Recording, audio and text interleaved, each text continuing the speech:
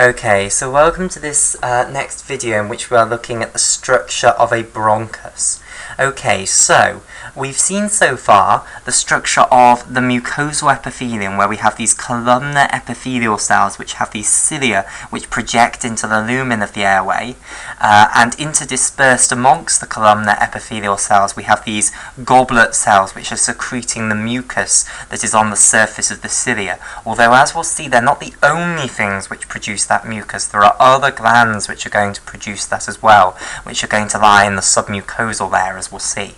Okay, then we've got the mucus on top of the cilia, and that's taking part in the mucociliary escalator. So if any sort of dirt particles or bacteria end up in the airway, what will happen is they'll get stuck in this mucus, and then the cilia will gradually waft this mucus upwards and outwards. So it'll go up to higher bronchi, then into the trachea, up the trachea, through the larynx, up out of the respiratory tract altogether into the laryngopharynx, and then down the esophagus into the stomach. Okay, so it's a way of keeping the airways clear and keeping them free of infection.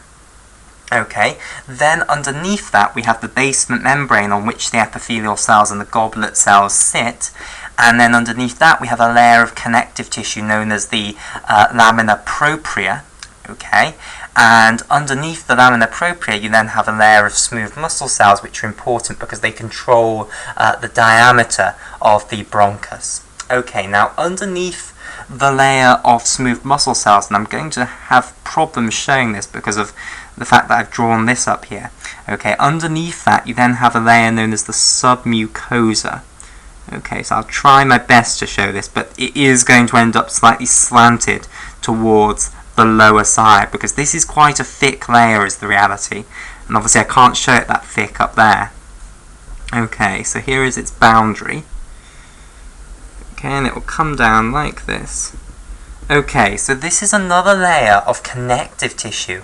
However, you have important glands in this layer. Okay, so you'll have little tubes, is what they'll look like when you see them in a cross section like this. But the reality is that these are tubes that are moving in this layer, and basically eventually they will come up to the surface and empty their contents onto the surface.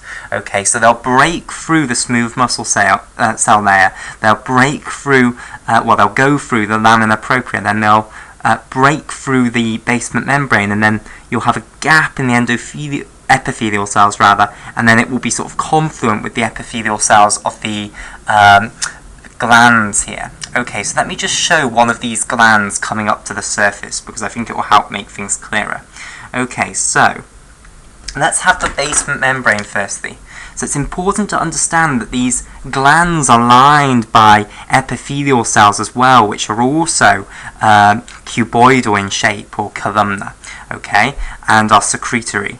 Okay, so basically the epithelium of these glands is going to be continuous with the epithelium on the surface. Okay, so here are these epithelial cells, although of course we won't have them ciliated. There's no point in having them ciliated. Okay,